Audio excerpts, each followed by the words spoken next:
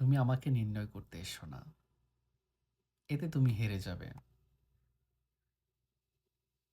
একটা মানুষ যখন তোমার পৃথিবী হয়ে থাকে, তাকে তুমি কি করে নির্ণয় করতে চাও?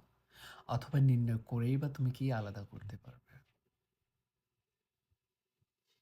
ভালোবাসা তো এমনই হয়।